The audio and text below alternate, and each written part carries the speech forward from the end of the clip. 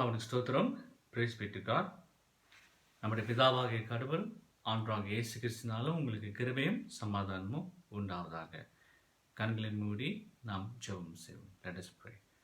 அன்பின் ஆண்டவரே, இந்த அருமையான பெரிய வியாழனுக்காக நன்றி செலுத்துகிறோம்.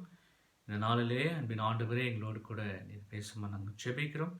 நாங்கள் தொடர்ந்து இந்த வேலையிலே உடைய வார்த்தையை கேட்கும் வேலையிலே எங்களுடைய வாழ்க்கையை நாங்கள் ஆராய்ந்து பார்க்க நீர் எங்கள் வழி நடத்துமா நாங்கள் ஜெபிக்கிறோம். உங்களுடைய அன்பின் கரம் எங்களோடு கூட தங்கியிருக்குமாறு கூட இந்த நேரத்தில் நாங்கள் ஒப்புக் கொடுக்குறோம். தொடர்ந்து பேசி எங்களை பலப்படுத்துங்க, வழி நடத்துங்க. இயேசுவின் நாம் ஜெபிக்கிறோம் எங்கள் நல்ல பிதாவே, ஆமென். அன்பானவர்களே, நாம் மீண்டும் இந்த பெரிய வியாழன் இப்படியாக கூட கற்றுக் கொடுத்த கிருபைக்காக நன்றி. I would like to thank the Lord that we could come together once again for the morning Thursday to continue to reflect on the word of the Lord. Today I'm going to share from Matthew chapter 26 verses 17 to 30. இன்றைக்கு நான் உங்கள் மத்தியிலே மத்தியு 26ஆம் அதிகாரம் வசனங்கள் 17லிருந்து 30லிருந்து நான் பகிர்ந்து கொள்ள விரும்புகிறேன். I believe you would have read the gospel reading. நான் விசுவாசிக்கிறேன் சுவிசேஷ பகுதியை நீங்கள் வாசித்து பார்த்திருப்பீர்கள் என்று சொல்லி நான் விசுவாசிக்கிறேன். இந்த வேளையில் நீங்கள் பார்த்தீங்க என்று சொன்னால் நாம் எதற்காக இன்றைக்கு நாம் ஒன்று கூட்டியிருக்கிறோம்? Why are we gathered here today? I know that all of us are now at home, but we are gathered here today to continue to examine our faith in the Lord. நாம் தொடர்ந்து நம்முடைய விசுவாசத்தை நாம் ஆராய்ந்து பார்க்க நாம் ஒன்று கூட்டியிருக்கிறோம். To know and to verify the depth of our love for Jesus Christ. கிறிஸ்து இயேசுவுக்கு நம்முடைய அன்பு எவ்வளவு ஆழமாக இருக்கு என்று நாம் ஆராய்ந்து பார்க்க ஒன்று கூடியிருக்கிறோம். Are we prepared to follow him as his disciples? இயேசுவோட சீஷர்களாக நாம் அவரை பின்பற்ற நாம் ஆயத்தமாக இருக்கிறோமா? To continue the tradition of breaking the bread and serving others. தொடர்ந்து நாம் பெற்றிருக்கிற இந்த ஊழியத்தை, அதாவது அப்பம் பிட்டுதல் மற்றும் நாம் தொடர்ந்து பிறருக்கு நாம் ஊழியம் செய்ய நாம் ஆயத்தமாக இருக்கிறோமா? அன்பானவர்களே, இது அல்லவா நம்முடைய விசுவாசத்தில் இருக்கிற ஒரு முக்கியமான அங்கம். Isn't this the distinction of our faith, that we are called to serve? நாம் பிறருக்கு ஊழியம் செய்ய அழைக்கப்பட்டிருக்கிறோம். எதற்காக? And the reason for the serving, we do not serve for merits, for recognition or praise, but out of our love for Christ. இயேசு மேல் நமக்கு இருக்கிற அன்பு நிமித்தம் நாம் இந்த ஊழியத்தை செய்ய நாம் அழைக்கப்பட்டிருக்கோம். பிறருடைய நல் வார்த்தைக்காக அல்ல, பிறர் நம்மை பார்த்து புகழ்ந்து பேசுறதுக்காக அல்ல, ஆனால் கிறிஸ்துவோடைய அன்பின் நிமித்தம். அன்பானவர்களே, மத்திய 26ஆம் அதிகாரம் 21ஆம் வசனத்தை நான் வாசிக்க விரும்புகிறேன். I like to read Matthew 26:21.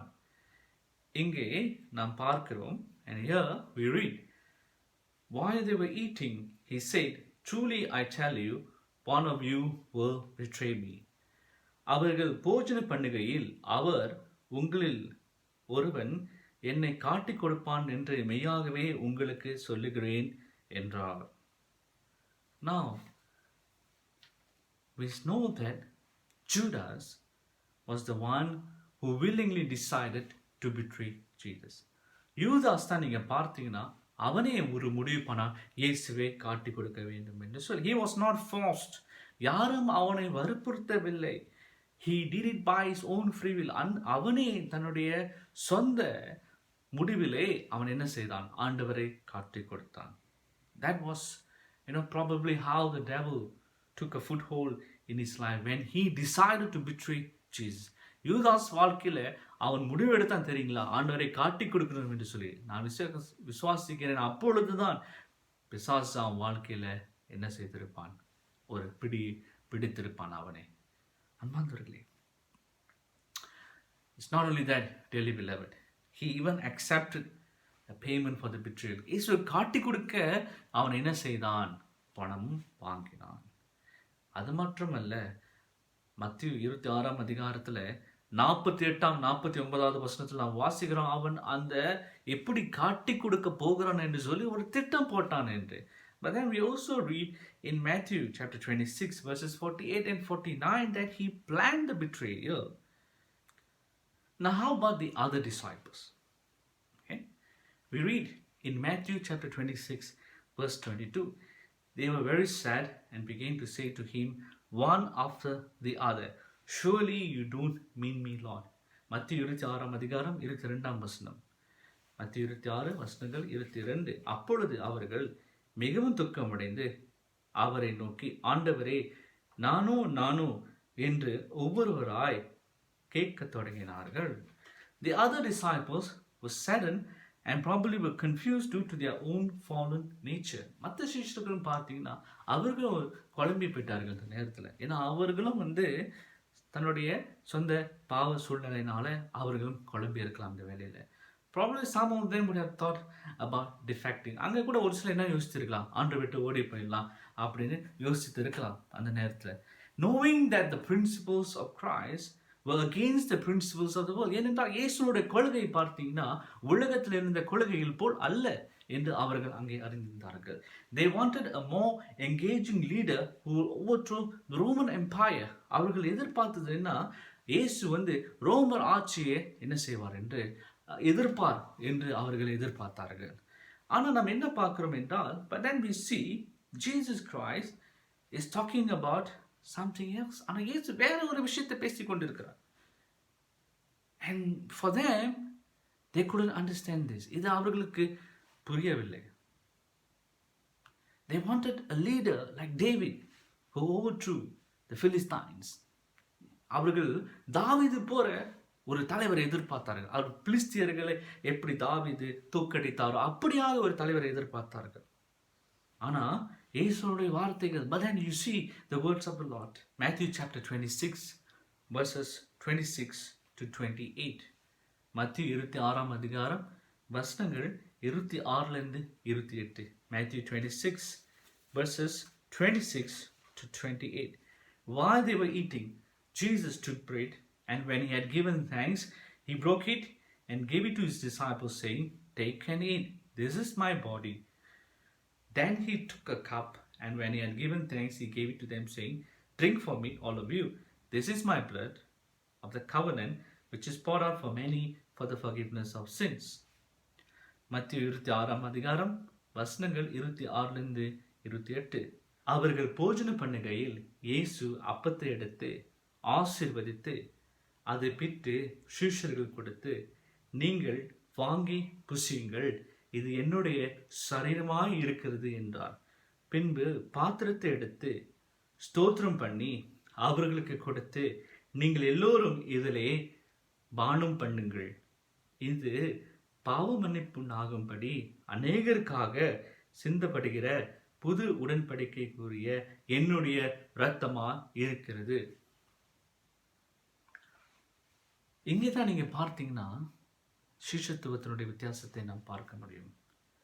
இயேசு அவர்கள் எதிர்பார்த்த ஒரு தலைவர் போல அல்ல. Jesus was not like a leader whom they expected. அவர்கள் எதிர்பார்த்தது என்றால் ஒரு போராளியை. They wanted someone who will confront the Roman Empire. ரோமர் ஆட்சிக்கு எதிராக போராட வேண்டிய ஒருத்தரை அவர்கள் எதிர்பார்த்தார்கள். ஆனால் இயேசு அப்படியாக செய்யவில்லை. இங்கே அவர் செய்த இந்த வசனத்தில் நாம் வாசித்தது போல, like what we just read in the scripture, what he did. And why did he do that? எதற்காக அதை செய்தார்? அன்பார்ந்தவர்களே, காரணம் என்னவென்றால் இன்றைக்கு பாவ மன்னிப்பு உண்டு என்று ஆண்டவர் அது நிமித்தம் இப்படியாக செய்தார். Jesus did it because of the assurance that forgiveness of sins is available today. A disciple of Christ is one who has been forgiven and one who continues to tell the world that forgiveness of sin is possible because of Jesus Christ. This is what he wanted the disciples to know. இயேசு என்ன எதிர்பார்த்தால் சீஷர்களிடத்திலிருந்து ஒரு கிறிஸ்துவோட சீஷன் பாவ மன்னிப்பு பெற்றவன், தொடர்ந்து இந்த உலகத்தில் இருக்கிறவர்களுக்கு பாவ மன்னிப்பு உண்டு என்று அறிவிக்கிறவனாக இருக்க வேண்டும். அதை தான் அவர்கள் அறிய வேண்டும் என்று சொல்லி ஆண்டவர் இப்படியாக செய்தார். அதுதானங்க நற்செய்தி. And that's the good news. And so today, through the scripture verses, the Lord is reminding us. ஆண்டவர் இன்றைக்கு இந்த வசனங்கள் மூலமாக நமக்கு அவரை நினைவு மூட்டுகிறார். And what is he reminding us? That every time when we come for communion, we are reminded that Christ has forgiven us. ஒவ்வொரு வாட்டியும் நாம் ராபோஜனிக்கு வரும் பொழுது நாம் நினைவு கூற வேண்டும், ஆண்டவர் நம்மை மன்னித்தார். He has made it possible for us to be worthy. அவர் நம்மை தகுதிப்படுத்தியிருக்கிறார். நாம் என்ன செய்ய வேண்டும் இப்பொழுது? இதை நமக்கு ஆண்டவர் இன்னைக்கு ஏன் நினைவு மூட்டுகிறார்னா, நாம் தொடர்ந்து என்ன செய்ய வேண்டும்? And why is the Lord reminding us through the scripture, the gospel lesson that we just heard? Because we are called to continue the tradition of having faith, of serving and announcing the good news. நாம் தொடர்ந்து என்ன செய்ய வேண்டும்? இந்த விசுவாசத்தில் நாம் தொடர வேண்டும். நாம் தொடர்ந்து பணிவிடை செய்ய வேண்டும். தொடர்ந்து நாம் இந்த நற்செய்தியை உலகத்தில் இருக்கிறவர்களுக்கு நாம் அறிவிக்க வேண்டும். We need to continue to announce that forgiveness of sin is now possible because of what Christ has done. இயேசு என்ன செய்தாரோ அது நிமித்தம் இன்றைக்கு பாவ மன்னிப்பு உண்டு என்று நாம் சொல்ல வேண்டும். As his disciples, அவருடைய சிஷ்யர்களாக இன்றைக்கு பாருங்க, ஆண்டவர் உடைய பாவ மன்னிப்பு அது எல்லோருக்கும் உண்டு. That forgiveness of sins is available for everyone. Let it be a betrayer, இயேசுவை காட்டி கொடுக்கிறவனாக இருக்கட்டும். Let it be a denier, இயேசுவை மறுதலித்தவனாக இருக்கட்டும். Let it be those who fled, who ran away, இயேசு விட்டு ஓடி போனவர்களாக இருக்கட்டும். எல்லோருக்கும் பாவ மன்னிப்பு உண்டு.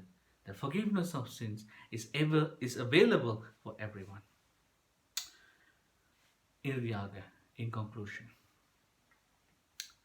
though we are at home and we are not able to celebrate communion, but let's remember the significance of Holy Communion. நாம் வீட்டில் இருக்கிறோம், ராபோஜனைக்கு நாம் சபையில் இன்றைக்கு இரவு கூட முடியல.